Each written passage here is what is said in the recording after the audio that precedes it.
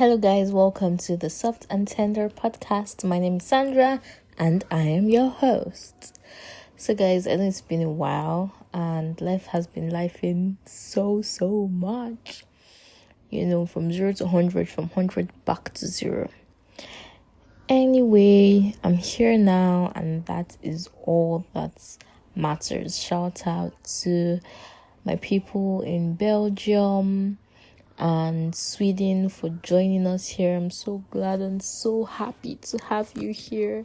And shout out to all of you that keep re-listening to old episodes. Like, it means so much. Like, I can't remember the last time I dropped an episode and my views have gone up from then, my listens rather, and I'm just so happy to have you guys on board with me. So hopefully from now henceforth I'll be more consistent. So today, guys, the first thing I want to talk about is different seasons of our lives, like the seasons that we're in. Sometimes it's like happy, sometimes it's a waiting season, sometimes it's sorrowful. But the good news in all of this is that as long as you don't leave God, you're going to be fine and you're going to pull through and everything's going to be okay. I mean, I'm actually talking to myself with this because honestly it's really not easy. It's not easy, especially when you're stuck in a rut and you're unable to do anything to progress. You're just there. It's almost as if like God is not hearing your prayers and like nobody's willing to help. I remember like over a year ago now, I had like this amazing plan for what I wanted to do in my life, how I wanted my life to go. I was praying consistently about it. I was working towards it. I was doing everything I believed I needed to do.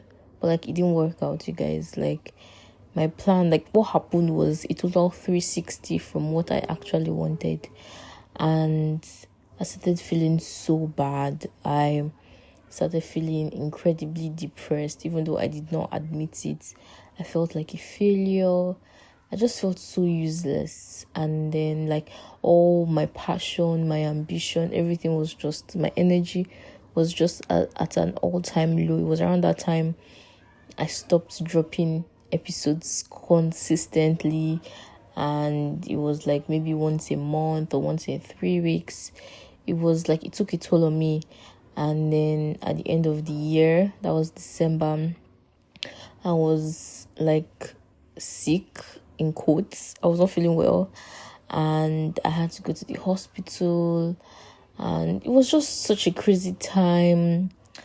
And then I cut my hair because I felt like I deserved some sort of punishment for not achieving all that I wanted to achieve, and I felt I needed to have achieved. And why cutting my hair was a punishment was because I really don't like how I look when I cut my hair, right? So I felt maybe if every time I looked in the mirror with my haircut, it would be a punishment, and I'll be able to push myself to get stuff done so that I can be unpunished. But it didn't work out that way. So I was punishing myself by having the low haircuts, and I was still so sad that I was unable to do anything and my life was not moving forward. And it was just so difficult to appreciate where I was in the moment. And I didn't even realize maybe it was because I was depressed or anything, or maybe I just didn't want to admit it because I was still my jovial self to an extent. In the middle of this, I was still being a listening ear and a shoulder to lean on for a couple of my friends. It was you guys, it wasn't funny. Anyway, as time went on, my hair grew long enough to start making again. So I think that was this first step in getting back on track with my life. I started making my hair again, and then I think everything went down again, and I was not able to like change my hairstyle for so long. I was just there, always looking so scattered and unimpressed with life. I could not pray. I couldn't, you guys, I was just waking up and barely sleeping, because no matter how early or how late I went to bed, I would still wake up in the middle of the night and I would not be able to sleep for a couple of hours. There was a time that the nightmares I was experiencing during the day, I was dreaming about it as well when I was sleeping. So like I had no break. When I was up during the day, I was like, counting how many misfortunes I have and what I ought to have been doing or what I ought to have achieved. And when I'm sleeping, it's even worse, because like it's like scary, because when I wake up I'm like, okay, it's not that bad, right? So I was not catching a break. Awake, I was depressed. In my sleep, honestly, maybe I was even dead. It was crazy, you guys. So, and then a couple weeks ago, I was talking to a relative, and this person was like, oh, you should loosen your hair is rough, blah blah blah, and maybe you should just pack your hair for a while if you're not ready to make a new set of braids. And I was like, like my hair is not long enough to put in a ponytail or a puff, because I cut my hair in December, so like it's grown long enough to be made, but like it's not long enough to pack in a puff or a ponytail or whatever you want to call it. And then this person was like, oh, when did you cut it? I was like, bro, December. And then she said, why did you cut it? I was like, well, it was either cutting the hair or committing suicide. And like that was the first time I admitted out loud that something was actually happening. And it was in that moment I realized that something was actually wrong, and I needed to fix it. I needed to put in effort to feel better and to get out of this rut. Now keep in mind that while all this was happening, I was having like a very busy month. Like it was crazy, you guys. Like it was so busy and so exhausting. Like keep in mind that all this while I'm still not able to get proper sleep, and then like I'm out in the morning from like 8 to 8, and then I was drained. Like I'm just recuperating from the drainage. You guys, it was that bad. But it was that moment, right, answering that person's question and saying, it was either I had cut my hair or I'd committed suicide, that made me realize that, like, okay, like, you need to get over yourself. You need to just pick yourself up and move forward. In the middle of that, I decided that I was going to start a new business that had been on my mind for like over a year. But like I didn't have the courage to do so because I've had so many bad experiences with owning a business. And like I think the major one was when Instagram started disabling my pages. Like that just puts me off, and it was just such a big discouragement. I mean, I tried to continue, but I realized that I was not up for it. It was not my thing. I was just not ready. So, but like this particular business idea had just been in my head for the longest time. And it was around that time I decided that, okay, you know what, I'm going to try and take the step and, do what I really want to do and see how it goes. I'm going to go back to recording my podcast. I'm going to just, do things for me and just stop serving other people while leaving myself. Like at this point I need to put myself first. Even if I'm going to help others or serve others, I need to come first. Now you guys should also keep in mind that at this point I was realizing that because of lack of communication, like I had offended somebody so dear to me. And I was like, okay, well, how do I fix this? Or like, what is plan B? How do we move on from this? Do I get a second chance? All of those kind of things. And it was just not working. But like, I didn't know that, my actions were causing discomfort for this person or were hurting this person. And because this person did not tell me, I did not know. Unfortunately, I'm not a mind reader. But like realizing this was like almost a setback. But I was like, you know what? It is not my fault. If I was doing something to you that you did not appreciate and you were not able to tell me, and now you're telling me that, oh, okay, you do this and like I'm not going to give you an opportunity to do so again, and you didn't want to hear my reason for doing so, and like you never told me that, okay, this particular thing you do, I don't like it, so stop it. Like, honestly, there's nothing I can do. I just have to move on. I mean, you've moved on, so I might as well move on too. And now I know not to do it. I mean, I'm never going to have the opportunity to do it anymore anyway. So, and then I realized that somebody was using me to takait in Yoruba. That means like this person was like playing with my feelings and did not rate me like energy. Like, you guys, we need to talk about the facts of when people reciprocate energy. Like, it's such a crazy thing that some people actually do not reciprocate the energy you give them. And at this point I was like, see, it's not worth it. How will I be putting all this energy despite the fact that I am so mentally and physically exhausted every single day, and you cannot at least give me 5% of what I'm giving you? Like, it's like you're not even trying. I know, I don't expect everybody to give me their 100% of the time, but at least I need to know that, you're interested and you're working on it and you actually do appreciate the energy I'm giving. You're just unable to return it. So I was like, I know you guys have heard a lot of stories of me cutting people off, so I had to do it. I was like, this is not good for me. This is not good for my health. So I'm going to leave you be and just move on with my life. And then there was this other person that we've had so much back and forth. And back and forth was really about, being there or not communicating enough. And this person not realizing that, see, I'm actually exhausted. Like, I can't even be there for myself.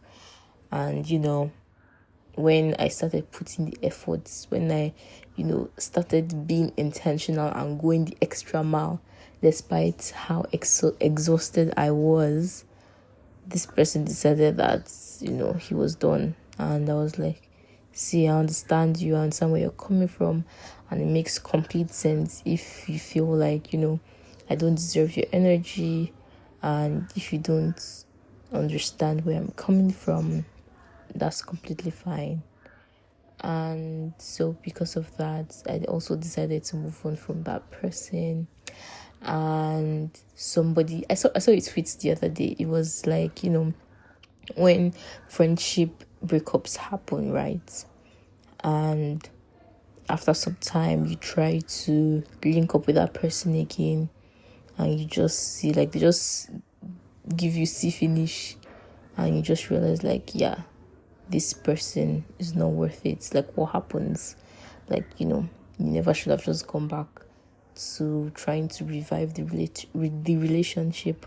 And so I try to look at my life and think of, okay, well, all the friendship breakups I've had, how many have I actually gone back and tried to, revive because of, wanting to forgive and move on.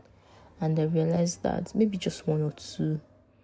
And the first one, and the major one, right, the one that came to my mind instantly, I was not even the one that ended the friendship. Maybe that was why I was able to go back. But I realized that majority of the ones that I decided in my heart that I was going to end for my own mental health, I haven't gone back.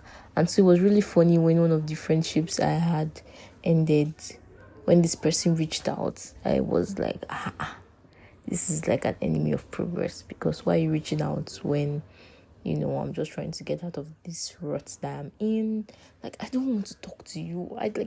You people should just leave me alone. Leave me alone. But yeah, it was scary, because in that moment I was now debating, okay, not wanting to have a conversation with this person, or not wanting to become friends or acquaintances with this person. Does it mean I'm an unforgiving person? Does it mean that, I have no moved on? Does it mean that I'm still holding a grudge?